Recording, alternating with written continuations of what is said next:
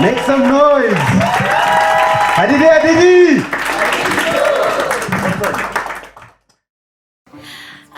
Dumelang bagolo. Le kae? Ke teng. Every time I step on the stage, I get a whole lot of nerves. My anxiety levels go crazy. I don't think you're going to be laughing today. Now he's like positioned me as a comedian. No, we're not going there. The slave name is on the pieces of paper if you're voting. It's Miriam Moagi, not Dintshe. Please use my name next time, the real one. Yeah, the African one. So,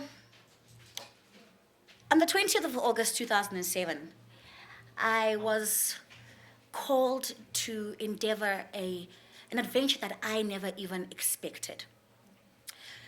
So, it was a normal day. It was a Monday. I walked into my gynae's rooms, and he then proceeded in, doing the tests and seeing if I'm okay.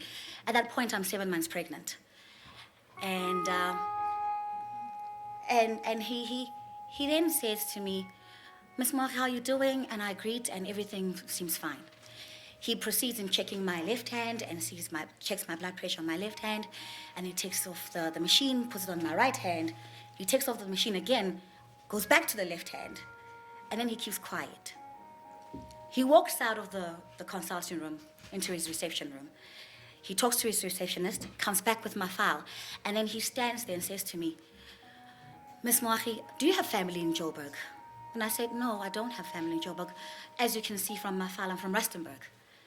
He says, "Okay, do you then have your partner? Is your partner active in this pregnancy?" I'm like, "Oh, definitely. He's very hands-on. We come to our checkups together. It's just that today he couldn't make it." And he then says to me, "I understand." He puts his head down. He looks up at me and says, "Miss Moagi, I'm afraid to tell you that your child is dying." He keeps quiet and he looks at me dead in the eye.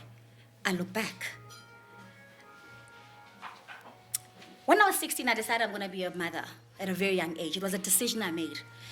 It's very unorthodox nowadays because most people want to go to tertiary after high school and they want to have degrees and the car and the house before they have the child. 3-bedroom house according to Tando Figure. But I did not want that. I knew from a very young age that I wanted children before I started my career. So I grew up in Carletonville, where it was a nice Burki little town. I say Burki in the most pleasant way because it's an Afrikaans town. And we see Mariki and Haniki and the 3 little children, and Mariki and Haniki are 25, and they're raising their kids fine. At age 30, you would go and then start your career. For me, that made sense because our bodies are made to make children at a very young age. And so I decided that that's what I want to do. I sat my parents down when I was 16. I sat them down and I told them I want children early. My mom, who had me at 15, did not understand this. She cried. She tried to convince me that having children early would be the worst thing I could ever do to myself. But I said, no, I know what I'm doing. I'm headstrong. I'm the girl. I know things. And so I, at 21, fell pregnant. And I thought it was going to be butterflies and rainbows and everything good. I did not expect to be sitting at a gynae's office and being told that your child is dying. It was not something that I ever thought will come to me. And so he says to me, my gynae says to me, "So what I need you to do right now, I need you to go downstairs, turn to your left, walk down the corridor, and someone will be waiting for you." And so I do what I'm told. I'm 21. Sometimes you just have to follow the instructions. So I go down the stairs, I turn left, I walk down the stairs, and at the very end of the corridor, is the maternity ward. I get there and there's a nurse there, and she puts me on a wheelchair, which was totally exaggerated. I did not need a wheelchair, but the woman put me on a wheelchair, and she wheels me off into the maternity ward, and I get a bed. Once I get a bed, drips are put into my hand. There's machines around my tummy. Things are happening, and I'm still clueless. I'm told to undress, put on a gown, and you know those hospital gowns are not awesome.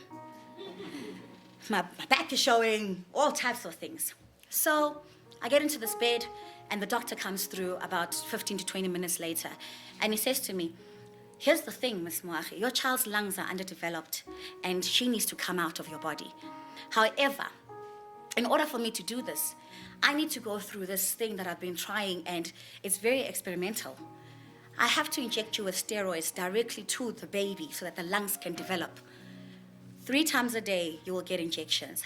3 injections, 3 times a day. And I will monitor this for 3 days, and if you're fine, we'll let you go. If you're not, then we'll have to have a different conversation. Okay. I'm like, no, I can do this. I'm the girl. I'm strong. 3 days of steroids is nothing. I can do this. I came to Joburg when I was 19 with nothing. I can do this. So we carry on with the treatment, and day 3 comes. He says, I need you for another day. Day 4 passes, and day 5, 24 August. My doctor comes in and says to me, Miss Moagi, you're going to give birth today. You're having a child today. Because if you don't take this child out, unfortunately, we're going to be taking out a stillborn. And so we carry on, and we go to surgery. And I give birth, and I gave birth to Waruna. My child was 1.2 kilograms when she was born. She was a tiny little thing. She had a drip in her head because there were no veins to speak of in her body. So she's in neonatal ICU. I get discharged 3 days later because that's the standard days. I'm okay now.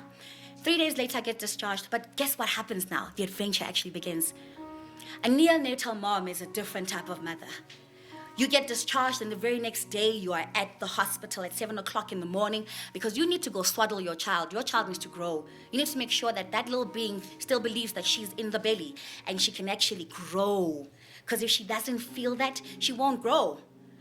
So there I am expressing and her being fed through a tube in her nose. And every single day I wake up and I go to this hospital. I wake up and I go to this hospital. I fall sick, get admitted into the same hospital, go check on my daughter through a window in the same hospital. That's the journey a neonatal mom takes. While you're there, you see children with diabetes born nice and big, but they're not healthy. You see the children with hearts outside their bodies, but they're not. There's a heart outside your body. There's something wrong. You see twins born at 750 grams, and one passes on a week later, the other one a year later. Because you keep tabs with all the other neonatal moms. You pray, you cry, you feel everything that you could possibly feel at that point in time. You see parents walking out without a child, yet they spend a month there trying to make sure that this little creature's okay. And they just walk out. You visit the chapel more than you could possibly think of. But a neonatal mom, you learn things about yourself as well at the very same time. So during this journey, it was a total adventure. I spent 2 months going to neonatal every single day, even the days I was admitted in the hospital because I was sick and I had anxiety and stress and my body was just failing me. But today when I took flowers to my daughter at 12 years old, it was her prize giving today, so I bought her a bunch of flowers and to say to her, you know, baby, we've been through a few things, eh? We've seen flames, me and you. And I congratulated her for showing me what life is all about, teaching me a few things. But I didn't learn my lesson the first time. I had 2 more after that, also neonatal babies. And our lives have been an adventure, guys. Every time I tell her the story, she just beams, she smiles. I tell her, my darling, you died for 10 seconds and you saw heaven, and that's why you're such an angel. And that's the adventure that my life is right now. Thank you.